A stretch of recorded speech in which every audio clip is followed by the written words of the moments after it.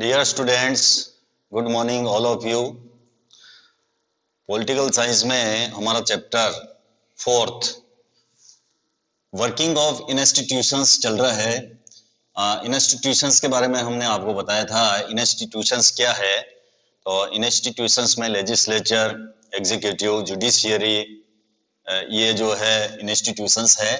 Previous class में हमने parliament के बारे में पढ़ा था। पार्लियामेंट के जो हाउसेज है, लोकसभा एंड राज्यसभा, उसके बारे में हमने डिस्कस किया था।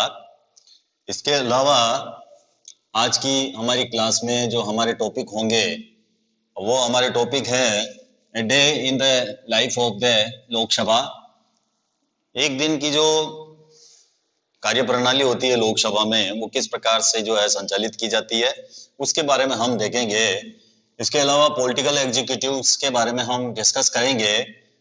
और नेक्स्ट हमारा टॉपिक होगा पॉलिटिकल एंड परमानेंट एग्जीक्यूटिव। दो तरह की एग्जीक्यूटिव होती है। एक तो होती है पॉलिटिकल, जो स्थायी नहीं होती है, बदलती रहती है, और एक होती है परमानेंट एग्जीक्यूटिव, जो स्थायी होती है। तो इन दोनों में क्या डिफरेंस है वो हम देखेंगे इस क्लास में। तो सबसे पहले हमारा टॉपिक है a day in the life of the Lok Sabha. Lok Sabha की कार्यप्रणाली को हम देखते हैं। A day in the life of the Lok Sabha. Lok Sabha में एक दिन, लोकसभा में चलते हैं हम, पार्लियामेंट में किस प्रकार उसकी जो गतिविधियां हैं वो संचालित की जाती है, लोकसभा की कार्रवाई किस प्रकार चालू होती है, वो हम देखते हैं। 7 दिसंबर 2004 was an ordinary day in the life of the 14th लोक सभा। 14th लोकसभा के कार्यकाल में 7 दिसंबर 2004 एक सामान्य दिन था। Let us take a look at what happened in the course of that day. आइए इस बात पर हम गौर करें कि सदन में इस दिन क्या हुआ। Identify the role and powers of the parliament on the basis of the proceeding for the day as given below.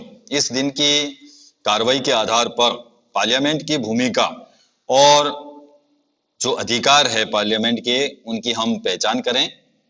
You can also enact this day in your classroom. और आप अपनी क्लास में इस डे की कार्रवाई का आप अभिनय भी कर सकते हैं। इस दिन क्या हुआ उसका आप अपने क्लासरूम में भी उसको बता सकते हो। तो सबसे पहले पार्लियामेंट की कार्रवाई जो शुरू होती है वो 11 बजे से होती है। 11 बजे क्या होता है? Various ministers gave written answers to about 250 questions that were asked by members. तो इस दिन क्या होता है 11 बजे, जो विभिन्न मिनिस्टर्स है, वेरियस मिनिस्टर्स है, उन्होंने मेंबर्स के द्वारा पूछे गए करीब 250 प्रश्नों के लिखित जवाब दिए। जो भी मिनिस्टर्स ने क्वेश्चन पूछे, जो भी मिनिस्टर्स को क्वेश्चन पूछे मेंबर्स ने, उन मेंबर्स के उन्होंने जो है आंसर दिए। दीज इंक्लूडेड, इसमें कौन कौन से प्रश्न शामिल थे वो हम एग्जाम्पल के तौर पर देख लेते हैं। What is the government's policy on talking to militant groups in Kashmir. Kashmir के आतंकवादी समूह से बातचीत के बारे में सरकार की पॉलिसी क्या है, गवर्नमेंट पॉलिसी क्या है on talking to militant groups. जो मिलिटेंट ग्रुप्स है कश्मीर के, उनसे टॉकिंग के बारे में गवर्नमेंट्स की क्या पॉलिसी है, ये प्रश्न पूछा गया मिनिस्टर से कि भाई आप जो आतंकवादी समूह है उनसे बातचीत के बारे में कौन सी पॉलिसी बना रहे हो, तो इसके बारे में हमको जवाब दीजिए। इस प्रकार का क्वेश्चन जो है किया गया।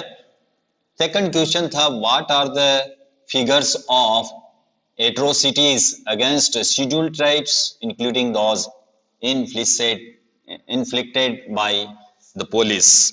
इसके अलावा पुलिस और आम लोगों द्वारा एससी के खिलाफ किए गए जो अत्याचार थे उनका फिगर बताइए।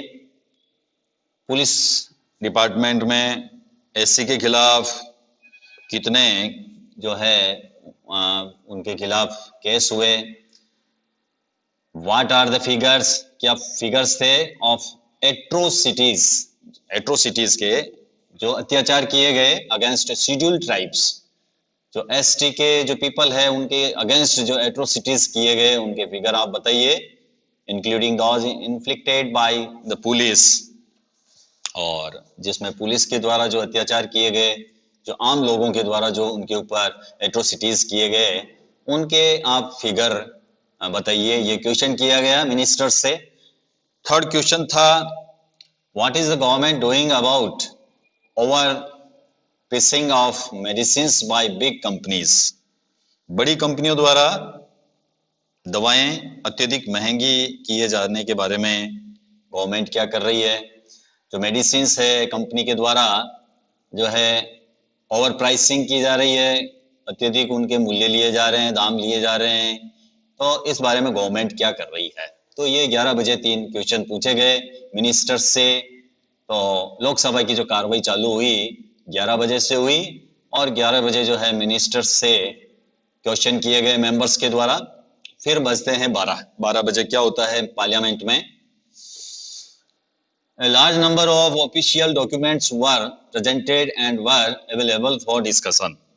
तो a large number of official documents, जो official documents है ढेर सारे डिस्कशंस के लिए पेश किए गए, डिस्कशन के लिए जो है वो अवेलेबल या प्रेजेंट किए गए। दीज इंक्लूडेड, इसमें क्या शामिल थे, जो डॉक्यूमेंट्स जो प्रेजेंट किए गए ऑफिशियल डॉक्यूमेंट्स, वो कौन कौन से थे वो हम देखते हैं। फर्स्ट है recruitment rules for the Indo Tibetan border police force, Bharat Tibet सीमा पुलिस बल में नियुक्ति के क्या नियम है वो हमको बताइए। ये डॉक्यूमेंट्स पेश किया गया कि जो रिक्रूटमेंट होती है उसके क्या रूल्स है। कौन सी recruitment, Indo Tibetan border police force, Bharat Tibet सीमा पुलिस बल में जो नियुक्ति होती है, रिक्रूटमेंट होती है, उसके क्या रूल्स है, उसके डॉक्यूमेंट्स पेश किए गए। दूसरा है annual report of the Indian institute of technology Kharagpur, Kharagpur की जो इंस्टीट्यूशंस है इंडियन इंस्टीट्यूट ऑफ टेक्नोलॉजी, उसकी एनुअल रिपोर्ट पेश की गई। तीसरा है रिपोर्ट एंड अकाउंट्स ऑफ राष्ट्रीय इस्पात निगम लिमिटेड विशाखापट्टनम, राष्ट्रीय इस्पात निगम लिमिटेड है विशाखापट्टनम, उसकी रिपोर्ट और उसका लेखा जोखा अकाउंट्स जो है वो पेश किया गया, उसका डॉक्यूमेंट्स पेश किया गया।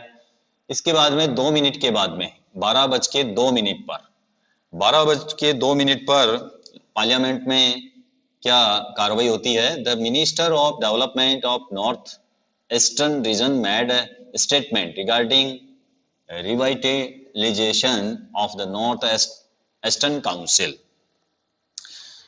पूर्वोत्तर क्षेत्र के विकास मंत्री ने पूर्वोत्तर परिषद को पुनर्जीवित करने के बारे में जो है उन्होंने बयान दिया।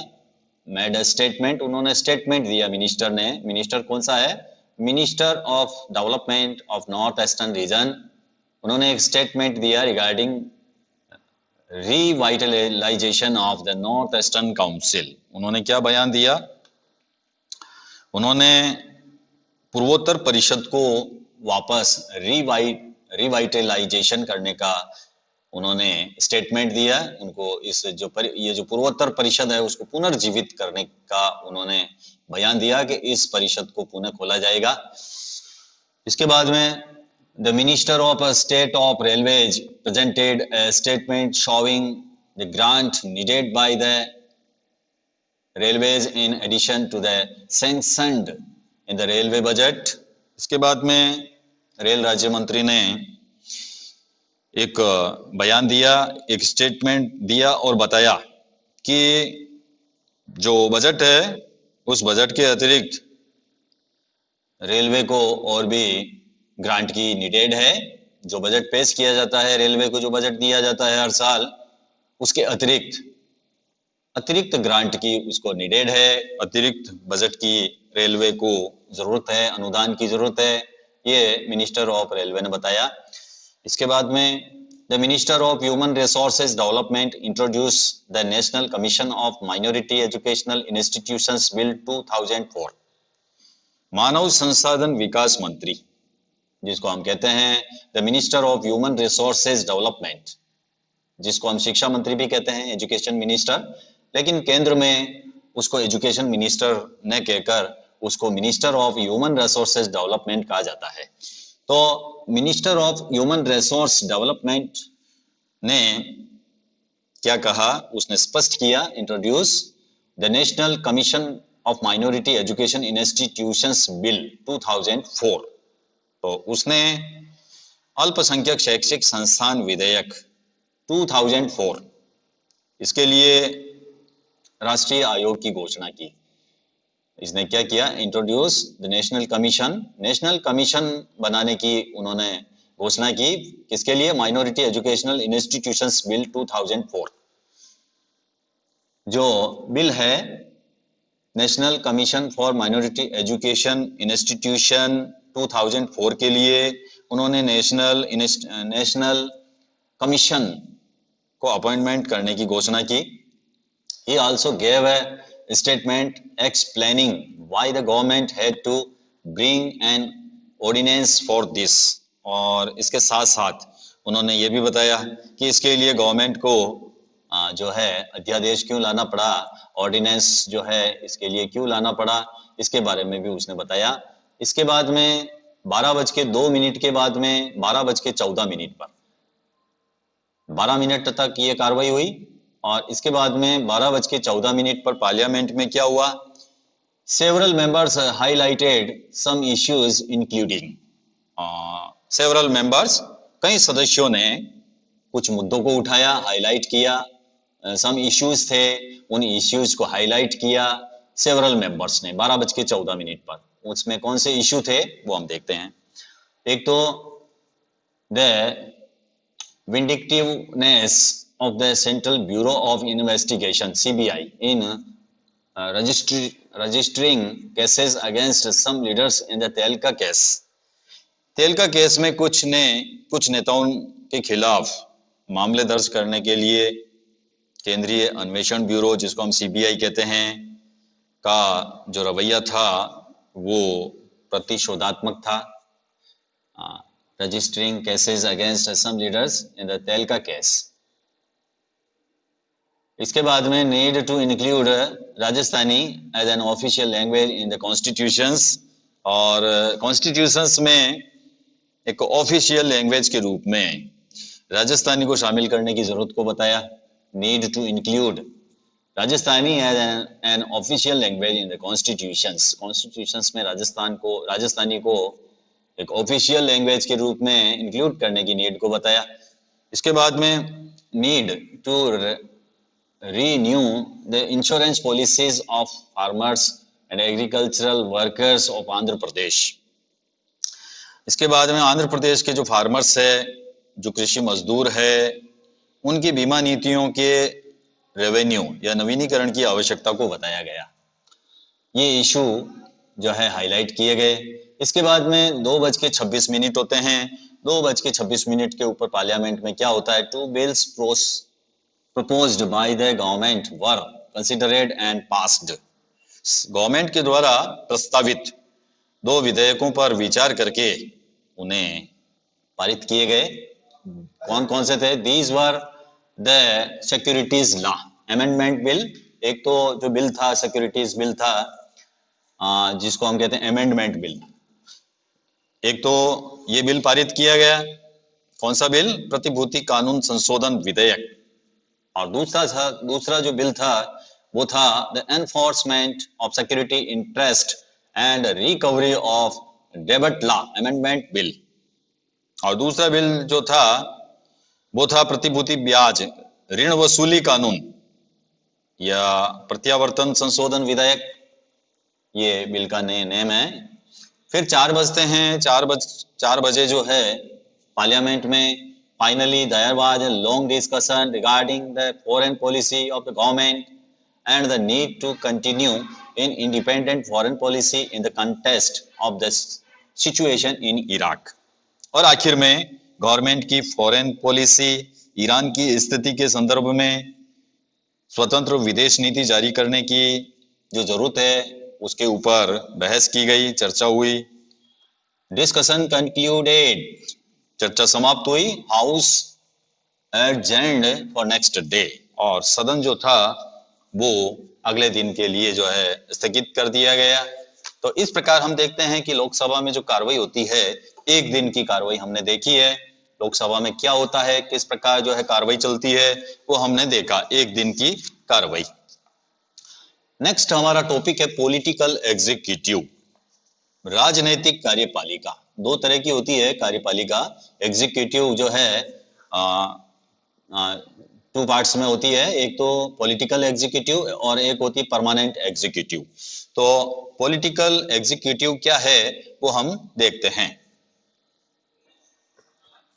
डू यू रिमेंबर, आपको याद होगा, the story of the office memorandum with which we started this chapter. इस चैप्टर में उस सरकारी आदेश की जो स्टोरी है वो आपको रिमेंबर होगी, जिसको हमने स्टार्टेड किया था दिस चैप्टर। इस चैप्टर में जिस स्टोरी के बारे में हमने रीड किया था, ऑफिस मेमोरेंडम, जो ऑफिस से जो ऑर्डर निकला था उसको हमने देखा था। We found out that the person who signed the document did not take these decisions। तो हमने ये देखा था कि जिस व्यक्ति ने इस डॉक्यूमेंट्स के ऊपर साइन किए थे उसने ये फैसला नहीं किया था। ये हमने देखा था कि जिस डॉक्यूमेंट्स को, जिस ऑर्डर को निकाला गया था, जो निर्णय किया गया था कि 27% जो है आरक्षण बैकवर्ड क्लासेस को दिया जाए, ये डिसीजन इस डॉक्यूमेंट्स के ऊपर साइन करने वाले ने नहीं किया था। जिस ऑफिशियल्स ने इस डॉक्यूमेंट्स के ऊपर साइन किया था वो पॉलिटिकल पर्सन नहीं था, उसने इस बारे में कोई डिसीजन नहीं लिया था, उसने केवल साइन किए थे। He was only executing the policy decisions taken by someone else। तो वो क्या कर रहा था, वो केवल एक नीतिगत फैसले को लागू कर रहा था।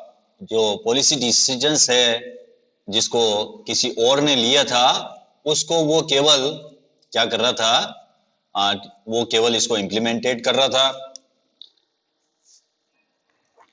डिसीजंस को लेने वाला ये ऑफिसर नहीं था हालांकि, लेकिन वो केवल इसको इम्प्लीमेंट कर रहा था।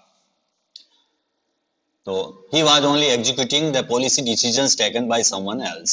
We noted the role of the Prime Minister in taking that decisions। तो हमने ये फैसला करने में प्राइम मिनिस्टर की भूमिका देखी थी। किस प्रकार डिसीजंस लिए जाते हैं कैबिनेट में, ये भी हमने देखा था कि प्रधानमंत्री जो है क्या डिसीजंस लेता है, उसकी क्या भूमिका होती है, ये हमने देखा था। We noted the role of the prime minister. Prime minister का क्या रोल है इन टेकिंग दैट डिसीजंस, इस डिसीजंस को लेने में प्राइम मिनिस्टर्स का क्या योगदान है वो हमने नोट किया था। But we also know that he could not have taken that decisions if he did not have support from the Lok Sabha. लेकिन हम ये भी जानते हैं कि अगर पार्लियामेंट में उसको सपोर्ट प्राप्त नहीं होता है तो वो फैसला नहीं कर सकता है। प्राइम मिनिस्टर्स अकेला डिसीजंस नहीं ले सकता है अगर लोकसभा में उसको सपोर्ट प्राप्त नहीं होता है। If he did not have support from the Lok Sabha then he could not have taken decisions. तो वो जो है डिसीजंस जो है उसके द्वारा नहीं लिया जा सकता है अगर लोकसभा में उसको सपोर्ट प्राप्त नहीं होता है, समर्थन प्राप्त नहीं होता है, तो वो ये डिसीजंस नहीं ले सकता है। ये हमने नोट किया था। In that sense he was only executing the wishes of the parliament. तो इस अर्थ में वो सिर्फ संसद की मर्जी को लागू कर रहे थे। पार्लियामेंट की क्या मर्जी है, विशेष ऑफ पार्लियामेंट, पार्लियामेंट की क्या विश है, उसको लागू करने का काम जो है प्राइम मिनिस्टर्स का है।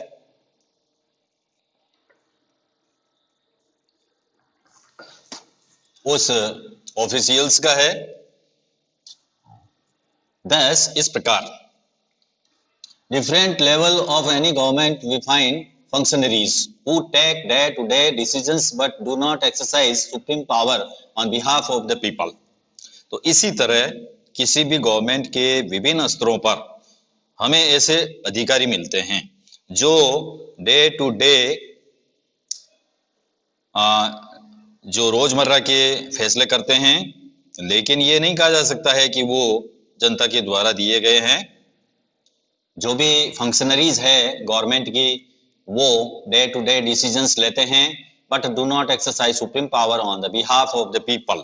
लेकिन ये नहीं कहा जा सकता है कि वो जनता के द्वारा दिए गए सबसे बड़े अधिकारी का इस रूप में इस्तेमाल कर रहे हैं, पावर्स का इस्तेमाल कर रहे हैं, सुप्रीम पावर का वो एक्सरसाइज कर रहे हैं, ये नहीं कहा जा सकता है। Do not exercise supreme power on behalf of the people.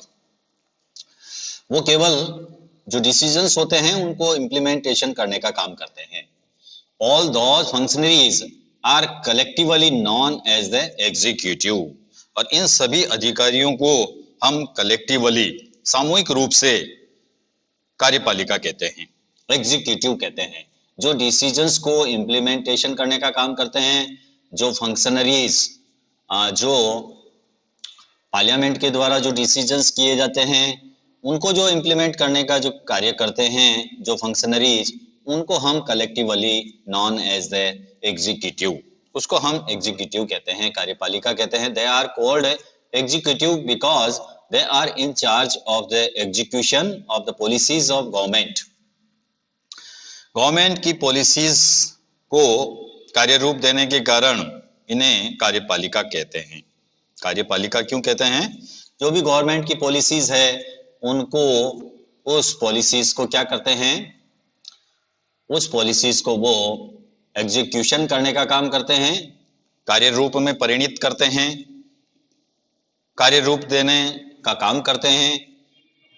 जो भी पॉलिसीज गवर्नमेंट के द्वारा बनाई जाती है, पार्लियामेंट के द्वारा बनाई जाती है, उनको वो एग्जीक्यूशन करते हैं। एग्जीक्यूशन करने के कारण ही इसको हम एग्जीक्यूटिव कहते हैं। 10 इस प्रकार when we talk about the government we usually mean the executive. तो इस प्रकार जब हम गवर्नमेंट के बारे में बात करते हैं तो हमारा जो मीन होता है वो यूजुअली एग्जीक्यूटिव से ही होता है। When we talk about the government, अगर हम जब भी हम गवर्नमेंट के बारे में हम टॉक करते हैं, बातचीत करते हैं, तो we usually mean the executive. तो हमारा मीन जो होता है वो एग्जीक्यूटिव से होता है। तो ये एग्जीक्यूटिव जो थी वो हमने पढ़ी, एग्जीक्यूटिव क्या है। लेकिन एग्जीक्यूटिव जो है दो प्रकार की होती है, पॉलिटिकल एंड परमानेंट एग्जीक्यूटिव। राजनीतिक कार्यपालिका और स्थायी कार्यपालिका, पॉलिटिकल एंड परमानेंट एग्जीक्यूटिव, दोनों में डिफरेंस है। वो डिफरेंस हम देखते हैं। In a democratic country two categories make up the executive. Democratic countries में एग्जीक्यूटिव के दो हिस्से होते हैं। One that is elected by the people for a specific period. एक तो वो होते हैं जनता द्वारा खास अवधि के लिए निर्वाचित लोगों को हम पॉलिटिकल एग्जीक्यूटिव कहते हैं। One that is elected by the people for a specific period is called the political executive. जो पीपल एक स्पेसिफिक पीरियड के लिए लोगों के द्वारा इलेक्टेड किए जाते हैं उनको हम कहते हैं पॉलिटिकल एग्जीक्यूटिव। जैसे एमएलए, एमपी, इनको हम पॉलिटिकल एग्जीक्यूटिव कहेंगे। Political leaders who take the big decisions fall in this category. तो पॉलिटिकल लीडर्स जो बिग डिसीजंस करते हैं वो इस कैटेगरी में आते हैं। ये राजनीतिक व्यक्ति वो होते हैं जो बड़े फैसले लेते हैं। इन द सेकंड कैटेगरी, अब सेकंड कैटेगरी में कौन आते हैं? People are appointed on a long term basis. और दूसरी ओर जिन्हें लंबे समय के लिए अपॉइंट किया जाता है, नियुक्त किया जाता है, this is called the permanent executive और सिविल सर्विसेज। उनको हम स्थायी कार्यपालिका कहते हैं या प्रशासनिक सेवक कहते हैं, सिविल सर्विसेज कहते हैं उनको हम, सिविल सर्वेंट कहते हैं। किनको कहते हैं? People are appointed on long term basis, जिन लोगों को लॉन्ग टर्म बेसिस के आधार पर अपॉइंटेड किया जाता है, this is called the permanent executive और सिविल सर्विसेज। उनको हम स्थायी कार्यपालिका कहते हैं या फिर हम प्रशासनिक सेवा कहते हैं। Persons working in civil services are called civil servants. जो सिविल सर्विसेज में काम करते हैं उनको हम सिविल सर्वेंट्स कहते हैं, प्रशासनिक अधिकारी कहते हैं। They remain in office even when the ruling party changes. लोक सेवाओं में काम करने वाले लोगों को सिविल सर्वेंट कहा जाता है और वो जो रूलिंग पार्टीज है उसको बदलने के बावजूद भी वो अपने पदों के ऊपर बने रहते हैं। These officers work under political executive and assist them in carrying out the day-to-day administration। और ये अधिकारी पॉलिटिकल एग्जीक्यूटिव के तहत काम करते हैं और रोजमर्रा के जो प्रशासन में जो है उनकी सहायता करते हैं। Can you recall the role of political and non political executive in the case of the office memorandum? तो क्या आप ऑफिस मेमोरेंडम के मामले में राजनीतिक और कार्यपालिका की भूमिका बता सकते हैं? यू माइट आस्क, आप पूछ सकते हैं, why does the political executive have more power than the non political executive? ये आप पूछ सकते हो कि राजनीतिक कार्यपालिका को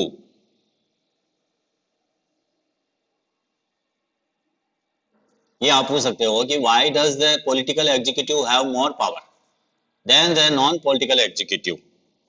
जो राजनीतिक कार्यपालिका है उसको गैर राजनीतिक कार्यपालिका से ज्यादा अधिकार क्यों होते हैं?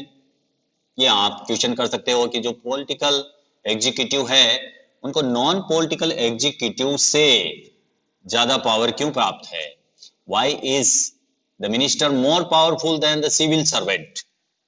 ये भी पूछ सकते हो आप, मंत्री किसी सिविल सर्वेंट से ज्यादा प्रभावशाली क्यों होता है? जो सिविल सर्वेंट है, जो प्रशासनिक अधिकारी है, उससे मोर पावरफुल जो होता है वो मिनिस्टर होता है। तो ये भी क्वेश्चन आप कर सकते हो कि जो मिनिस्टर है वो सिविल सर्वेंट से ज्यादा पावरफुल क्यों है? The civil servant is usually more educated and has more expert knowledge of the subject. हालांकि जो सिविल सर्वेंट्स होता है वो यूजुअली मोर एजुकेटेड होता है, अधिक पढ़ा लिखा होता है, has more expert knowledge of the subject, और सब्जेक्ट का नॉलेज उसको ज्यादा होता है, नॉलेज में वो एक्सपर्ट होता है। The advisers working in the finance ministers know more about economics than the finance ministers. अगर हम वित्त मंत्रालय की बात करें तो फाइनेंस मिनिस्ट्री में काम करने वाले सलाहकारों को अर्थशास्त्र की जानकारी वित्त मंत्री से ज्यादा हो सकती है। जो एडवाइजर्स है working in the finance ministry में जो वर्किंग करने वाले जो एडवाइजर है वो ज्यादा जो है ज्यादा जानकारी रख सकते हैं। नो मोर अबाउट इकोनॉमिक्स के बारे में वो ज्यादा नॉलेज रख सकते हैं then the finance minister. Finance ministers की अपेक्षा जो फाइनेंस मिनिस्ट्री में जो एडवाइजर काम करते हैं उनको ज्यादा नॉलेज हो सकता है। Sometimes the ministers may know very little about the technical matters that come under their ministry। कभी-कभी मिनिस्टर्स को अपने मंत्रालय के अधीनस्थ मामलों की तकनीकी जानकारी बहुत ही कम होती है। जो टेक्निकल मैटर्स है उनके बारे में वो बहुत कम जानते हैं। मिनिस्टर्स जो होते हैं, मिनिस्टर्स बना दिए जाते हैं, लेकिन may know very little about the technical matters that come under their ministry। जो मिनिस्ट्री है, उनका जो मंत्रालय है, उनके बारे में उनको नॉलेज नहीं होता है या बहुत कम नॉलेज होता है। This could easily happen in ministries like defence, industry, health, science and technology, mines etcetera. इसी प्रकार डिफेंस, रक्षा, रक्षा उद्योग, स्वास्थ्य, विज्ञान, प्रौद्योगिकी, खान आदि मिनिस्ट्री में ऐसा होना आम बात है। इसी प्रकार की स्थिति इन मिनिस्ट्रीज में भी हो सकती है। Health ministry, science ministry, defence ministry, mines ministry etcetera. इसी प्रकार की स्थिति यहाँ पर भी हो सकती है, जहाँ पर जो मिनिस्टर होते हैं उनको नॉलेज बहुत कम होता है और जो एडवाइजर होते हैं, जो ब्यूरोक्रेसी होती है, जो ऑफिशियल्स होते हैं, उनको ज़्यादा जानकारी होती है। Why should the minister have the final say on these matters? फिर इन मामलों में अंतिम निर्णय करने का अधिकार मिनिस्टर्स को क्यों होता है? अब आप ये भी क्वेश्चंस कर सकते हो कि जब उनको जानकारी नहीं है, इनसे भी ज़्यादा जो नॉलेज है वो जो सिविल सर्वेंट्स है वो जानते हैं, तो फिर फाइनल जो डिसीजंस है वो ये क्यों करते हैं? तो इसका रीजंस जो है वो सिंपल है। The reason is very simple. इसकी वजह जो है सीधी है। In a democracy the will of the people is supreme. किसी भी लोकतंत्र में लोगों की इच्छा जो है वो सुप्रीम होती है। एनी डेमोक्रेसी में हम ये मानते हैं कि पीपल की जो इच्छा होती है उसको सुप्रीम माना जाता है। पीपल की इच्छा क्या है? भाई जो रिप्रेजेंटेटिव्स है उनको पीपल नहीं चुना है। पीपल जो है पीपल का प्रतिनिधित्व कर रहे हैं रिप्रेजेंटेटिव, और उनकी बात को ही सुप्रीम माना जाता है डेमोक्रेसी में। तो इसका सिंपल रीजन ये है कि जो मिनिस्टर है उनको नॉलेज नहीं होने के बावजूद भी जो फाइनल डिसीजंस है वो मिनिस्टर करते हैं। इसका सिंपल रीजन यही है कि democracy in a democracy the will of the people is supreme. People की जो इच्छा होती है वो डेमोक्रेसी में सुप्रीम होती है। इसी कारण मिनिस्टर्स को पावर ज्यादा दिए जाते हैं, अंतिम फैसला वही करते हैं। The minister is an elected representative of the people. मंत्री लोगों द्वारा चुना गया होता है। मंत्री को कौन चुनते हैं? People. The minister is an elected representative of people and thus empowered to exercise the will of the people on their behalf। तो मंत्री जो होता है वो पीपल के द्वारा इलेक्टेड किया जाता है और इस तरह उसे जनता की ओर से उनकी इच्छाओं को लागू करने का अधिकार होता है। She is finally answerable to the people for all the consequences of her decisions।